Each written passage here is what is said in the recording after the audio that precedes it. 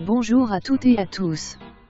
Comme vous le savez maintenant, c'est le narrateur qui va lire l'histoire que j'ai créée. J'espère que ça vous plaira. On commence sans plus attendre. Les jamais contents. Mesdames et messieurs, bonjour. Je suis heureux de vous voir aussi nombreux aujourd'hui en ce lieu. Dans ce monde, tous les humains sont de caractères différents. Il y a ceux qui sont toujours contents et qui voient toujours le côté positif. Oh, tu te maries bientôt, c'est formidable, tu t'es cassé une jambe, super, je veux dire ça aurait pu être pire, ça alors tu divorces, tant mieux ton mari n'était pas super, etc. Il y a les timides qui ne parlent jamais ou le minimum syndical et ne font aucun développement. Tu veux boire quelque chose? Oui, ce paysage est beau, tu ne trouves pas? Si, tu ne veux pas développer tes réponses. Non, etc.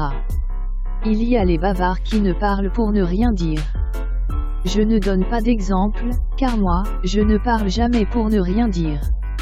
Enfin peut-être parfois, mais là, je n'ai pas d'exemple en tête. Ce n'est pas bien grave, je suis sûr que vous avez tous cette personne en tête, car vous avez au moins une connaissance comme ça. Mais ceux que je ne supporte pas, qui me sortent par les trous de nez, ce sont les jamais contents. Ce sont des personnes qui râlent tout le temps et qui sont en permanence en contradiction. Il fait froid ce matin et après on ose vous dire que la terre se réchauffe. Elle se refroidit, oui. Et dire qu'on vous bassine pour la pollution. La même personne, une semaine plus tard, qu'est-ce qui fait chaud ce matin? La terre se réchauffe et personne ne fait attention à la pollution. Ah, dans quel monde on vit, je te demande? Ça ne va pas la tête. Vous connaissez votre métier ou pas? Ce café est froid, je dirais même glacial. Un peu plus tard, c'est n'importe quoi, ce café est maintenant brûlant. Il est tout simplement imbuvable, etc.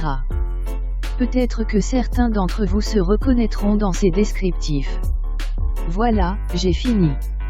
Ah oui, j'allais oublier le prochain résident qui joue du piano alors que c'est l'heure de ma sieste. Je lui coupe les mains ou son respirateur suivant la personne en face de moi, compris. Je vous remercie de votre attention. Pas trop tôt, l'émerdeur de service se tait enfin. Je vais pouvoir finalement manger tranquille.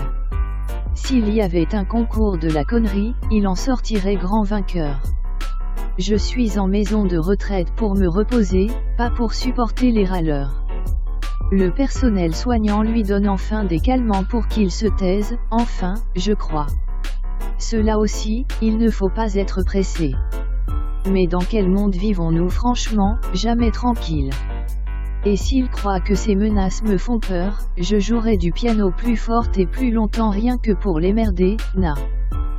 Merci à vous d'avoir écouté cette histoire. Je vous dis à bientôt pour une nouvelle lue par le narrateur. Ciao.